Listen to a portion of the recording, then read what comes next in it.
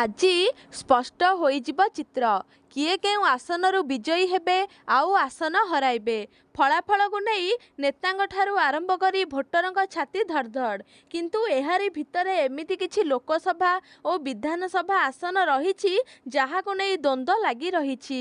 ସମ୍ବଲପୁର, ଭୁବନେଶ୍ୱର ଓ କେନ୍ଦ୍ରାପଡ଼ା ସମେତ ଏମିତି 6ଟି ଲୋକସଭା ଆସନ ରହିଛି ଯେଉଁଠି ଜୋରଦାର ଫାଇଟ୍ ହେବ ବୋଲି ଆକଳନ କରାଯାଇଛି। ସେହିପରି 25ଟି ବିଧାନସଭା ଆସନକୁ ନେଇ ମଧ୍ୟ ଚର୍ଚ୍ଚା ଲାଗିଛି। ନିର୍ବାଚନ ଫଳାଫଳକୁ ଆଉ କିଛି ଘଣ୍ଟାର ଅପେକ୍ଷା। ଆଉ ହାର ଜିତିକୁ ନେଇ ନେତାଙ୍କଠାରୁ ଆରମ୍ଭ କରି ଭୋଟରଙ୍କ ଯାଏ ସମସ୍ତଙ୍କ ଛାତି ଧଡ଼ଧଡ଼। ଆସନ୍ତୁ ନଜର ପକାଇବା କିଛି ପ୍ରମୁଖ ଆସନ ଉପରେ ଯାହା ଉପରେ ସମସ୍ତଙ୍କର ନଜର ରହିଛି। ଲୋକସଭା ସମ୍ବଲପୁର, ଭୁବନେଶ୍ୱର, ବ୍ରହ୍ମପୁର, କଟକ, ପୁରୀ, କେନ୍ଦ୍ରାପଡ଼ା। ବିଧାନସଭା କଣ୍ଟାବାଞ୍ଜି, ବ୍ରଜରାଜନଗର, ଝାରସୁଗୁଡ଼ା, ପଦ୍ମପୁର, ଧାମନଗର, ଭଣ୍ଡାରିପୋଖରୀ, ବଡ଼ଚଣା, ଧର୍ମଶାଳା, କୋରେଇ, ବଲାଙ୍ଗୀର, ଭବାନୀପାଟଣା, ନୂଆପଡ଼ା, ଖରିଆର, ଜଗତସିଂହପୁର, ନିମାପଡ଼ା, ପାଟକୁରା, ଆଳି, ସାଲେପୁର, ପିପିଲି, ବ୍ରହ୍ମଗିରି, ସତ୍ୟବାଦୀ, ଖୋର୍ଦ୍ଧା, ଗୋପାଳପୁର, ରାଉରକେଲା, ଘସିପୁର। ସମ୍ବଲପୁର ଏଠାରେ ସବୁଠାରୁ ହାଇ ପ୍ରୋଫାଇଲ୍ ଲଢ଼େଇ ହେଉଛି ମୁହାଁମୁହିଁ ହୋଇଛନ୍ତି କେନ୍ଦ୍ରମନ୍ତ୍ରୀ ଧର୍ମେନ୍ଦ୍ର ପ୍ରଧାନ ଓ ବିଜେଡି ସାଂଗଠନିକ ସମ୍ପାଦକ ପ୍ରଣବ ପ୍ରକାଶ ଦାସ। ଏହା ବିଜେପି ପାଇଁ ସମ୍ମାନର ପ୍ରଶ୍ନ ହୋଇଥିବା ବେଳେ ବିଜୟ ବ୍ୟବଧାନ ଉପରେ ସମସ୍ତଙ୍କ ନଜର ରହିଛି। ଭୁବନେଶ୍ୱର ଏହି ଲୋକସଭା ଆସନ ଉପରେ ସାରା ଦେଶର ନଜର ରହିଛି। ବିଜେପି ପ୍ରାର୍ଥୀ ଅପରାଜିତା ଷଡ଼ଙ୍ଗୀ ପୁଣି ଜିତୁଛନ୍ତି ନା ବିଜେଡି ପ୍ରାର୍ଥୀ ମନ୍ମଥ ରାଉତରାୟ ବାଜି ମାରୁଛନ୍ତି ତାକୁ ସମସ୍ତେ ଚାହିଁ ବସିଛନ୍ତି। ପୁରୀରେ ପ୍ରଧାନମନ୍ତ୍ରୀ ରୋଡ୍ ଶୋ କରିଥିଲେ। ଏଠାରୁ ଲଢ଼ୁଛନ୍ତି ବିଜେପି ପ୍ରାର୍ଥୀ ସମ୍ବିତ ପାତ୍ର ଓ ବିଜେଡିରୁ ଅରୁପ ପଟ୍ଟନାୟକ। ତେଣୁ ମୋଦିଙ୍କ ରୋଡ୍ ଶୋ ଲୋକଙ୍କ ଉପରେ ପ୍ରଭାବ ପକାଇଛି ନା ନାହିଁ ତାହା ପରଖିବ ଏହି ନିର୍ବାଚନ।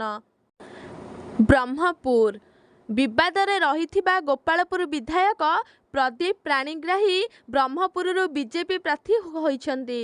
2019ରେ ସେ ବିଜେଡିରେ ଥିଲେ। ବିଜେଡି ପ୍ରାର୍ଥୀ ଭୃଗୁ ବକ୍ସିପାତ୍ର ବିଜେପିରୁ ଆସି ଲଢ଼ୁଛନ୍ତି। ପ୍ରଦୀପଙ୍କ ପାଇଁ ପ୍ରଧାନମନ୍ତ୍ରୀ ମୋଦି ଓ ବିଜେପି ସଭାପତି ନଡ୍ଡା ପ୍ରଚାର କରିଥିଲେ।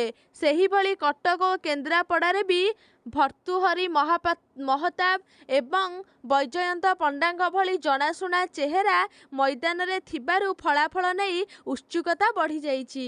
କୁହାଯାଇଛି ଯେ 6 ଲୋକସଭା ଆସନ ଓ 25 ବିଧାନସଭା ଆସନରେ ଲଢ଼େଇ ଏଥର ବେଶ୍ ରୋଚକ ହେବ।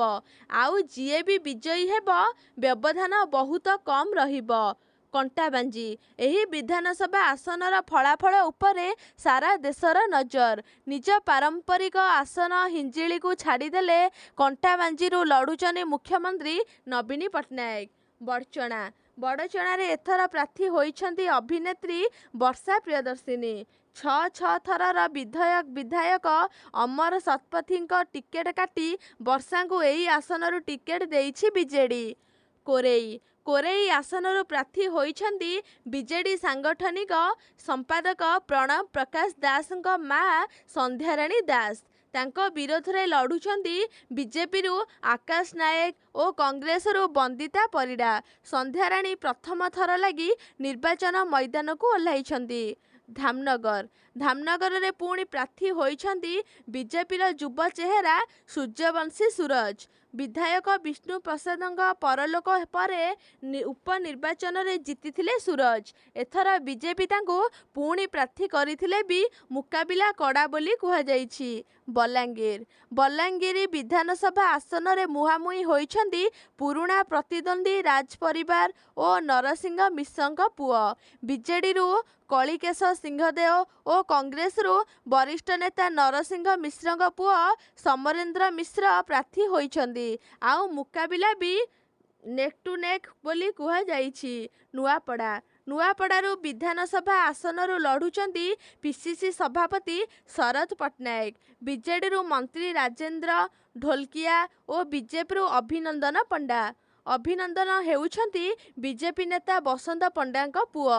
ତେଣୁ କିଏ ବିଜୟୀ ହେବ ସେ ନେଇ ଉତ୍କଣ୍ଠା ବଢ଼ିଛି। ନିମାପଡ଼ା ନିମାପଡ଼ା ବିଧାନସଭା ଆସନରେ କ'ଣ ହେବ? ତିନି ଥରର ବିଧାୟକ ସମୀର ଦାସଙ୍କ ଟିକେଟ କାଟି ବିଜେଡି ଏଠାରୁ ଦିଲ୍ଲୀପ ନାୟକଙ୍କୁ ପ୍ରାର୍ଥୀ କରିଛି। ଏହାପରେ ବିଜେଡି ଛାଡ଼ି ବିଜେପି ପ୍ରାର୍ଥୀ ପ୍ରଭାତୀ ପରିଡ଼ାଙ୍କୁ ସମର୍ଥନ ଘୋଷଣା କରିଛନ୍ତି ସମୀର। ଏହାଛଡ଼ା ବରିଷ୍ଠ ନେତା ସୁର ରାଉତରାୟଙ୍କ ପୁଅ ସିଦ୍ଧାର୍ଥ ରାଉତରାୟ ଏହି ଆସନରୁ କଂଗ୍ରେସ ପ୍ରାର୍ଥୀ ହୋଇଛନ୍ତି। ରାଉରକେଲା ଏଠାରୁ ବିଜେପିରୁ ପ୍ରାର୍ଥୀ ହୋଇଛନ୍ତି ବିଶିଷ୍ଟ ଶିଳ୍ପପତି ଦିଲ୍ଲୀପ ରାୟ। ଆଉ ତାଙ୍କ ବିରୋଧରେ ଲଢୁଛନ୍ତି ବିଜେଡିର ବରିଷ୍ଠ ନେତା ଶାରଦା ନାୟକ। ତେଣୁ ଲଢ଼େଇ ଜୋରଦାର ରହିଛି। ଖୋର୍ଦ୍ଧା ସବୁବେଳେ ଚର୍ଚ୍ଚାରେ ରହୁଥିବା ବିଜେପି ପ୍ରାର୍ଥୀ ପ୍ରଶାନ୍ତ ଜଗଦେବ ହାରିବେ ନା ଜିତିବେ, ତାକୁ ନେଇ ସାରା ରାଜ୍ୟର ନଜର। କାରଣ ନିକଟରେ ସିଏ ଇଭିଏମ୍ ଭଙ୍ଗାରୁଜା ମାମଲାରେ ଗିରଫ ହୋଇ ଜେଲରେ ଅଛନ୍ତି। ଏଠାରୁ ବିଜେଡିରୁ ଲଢୁଛନ୍ତି ରାଜେନ୍ଦ୍ର ସାହୁ।